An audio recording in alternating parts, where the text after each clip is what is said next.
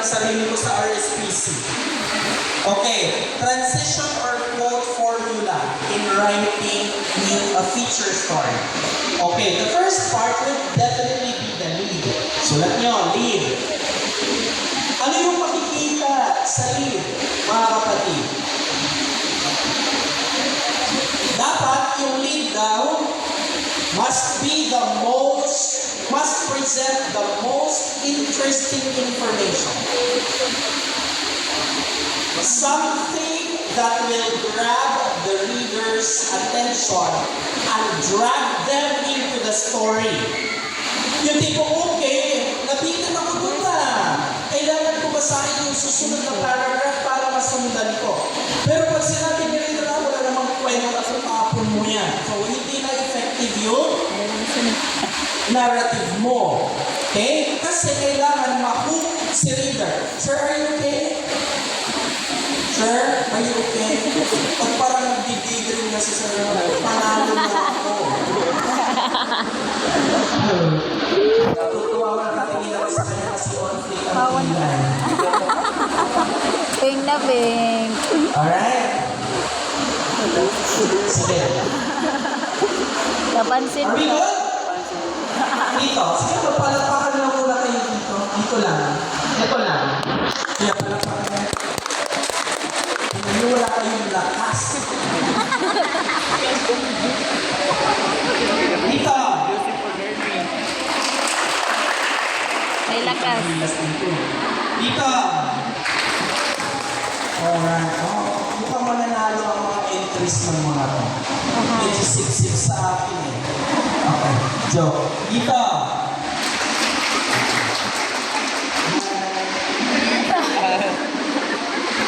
How many tattoos do you have? Where else can I see them? Wait. Sounds cool, sir.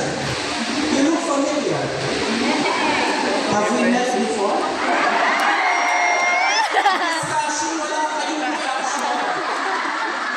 Pagka ganyan na usapan, lumamalayak kayo, akala nyo panalo na kayo sa picture. O, ilang taon ka na? SPA ka talaga? Ngayon lang? Is this your first time? O before, natalo? Assistant ka ni Sir. Ikaw din eh. Iba din ito. Marunong din pumili ng assistant. Gusto mo sumama sa Legion? Nagtuturo ako. Ulo. Nagkatawa. Ma'am, kayo talaga pumili. Tawag-tawag ka. Alright. From which school are you, sir? Kulama. Sino dito yung... Ano ba yun? Tabuk-kaya? Sino taga-tabuk-kaya? Sila. Taga-tabuk-kaya tayo. Okay. Sige. Wala lang. Ano? Right. Anong sunod sa lead? Ano yung characteristic ng lead mo ng kapatid? Dapat interesting at dapat ma-hook yung reader. Kaya mamaya, pag pinagawa nyo ng feature yung mga bata ninyo, huwag yung lukunin yung bata. Be honest to your kids, sabihin mo, anak, hindi pa gaano interesting. Okay? Kasi, ang gauge sa effectiveness ng write-up ng bata ay yung reaction mo. Ha? Yung reaction mo as a reader. Yung gauge ng bata. So, be honest with your reaction. Okay? Sabihan mo yung bata, anak, meron pang mas magandang, introduction. Sige, improve mo pa. Give me more descriptions. Huwag mo pwede yung bata na, ang taling mo. Talo tayo, day. O kasi ako pag nag-coach, I'm harsh. Para ganahan. Harsh in the most lovable way possible.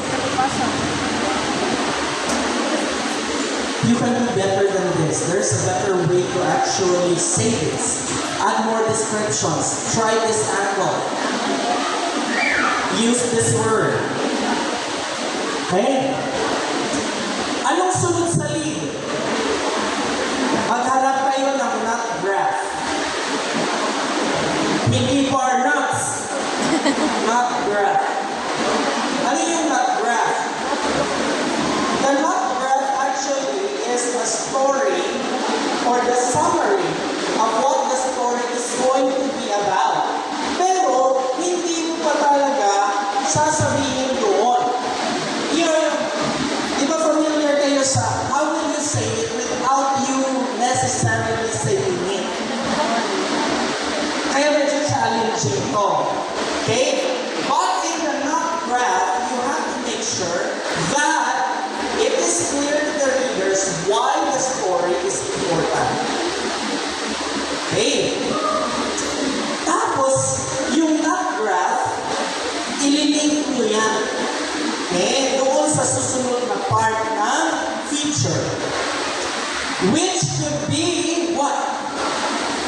Pwedeng direct quotation mula doon sa taong na-interview niya.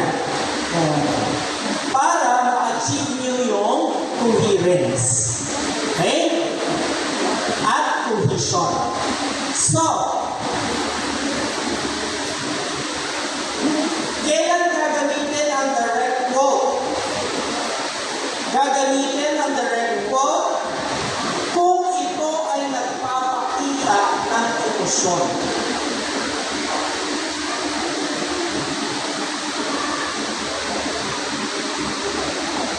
Kung nagpapakita ng emosyon yung quote.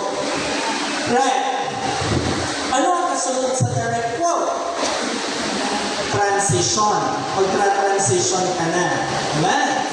So, sa transition, ilalagay mo doon yung next important fact. Okay. For novice writers, nakakatuwa ko minsan kasi nilalagyan nila ng transitional devices kahit feature story. Ano yung transitional devices? Next, further, more. Most important fact. Ang ganito yun. Walang mga moreover, walang mga in Tulad addition. ng ano doon, ang most Otherwise, important hindi na feature yan. Okay? Dapat smooth lang yung transition. smooth. Okay? Walang mga in addition to. Gusto. Hindi yan memo. Ang problema kasi, kaya hindi masyado na-develop ang writing skills ng mga bata. No addition to. Pinupigilan nyo na po. Hindi rin in addition Magpapasulat to. sa mga bata. No na may in limit ng addition words. to. No. Alam niyo kung bakit? Pag nakikita nakapahong sila doon, hindi na sila nakikinig. Hindi na sila No. nakikinig. The signal words man ito. Kasi yung iba, Addition. niloloko na lang tayo eh.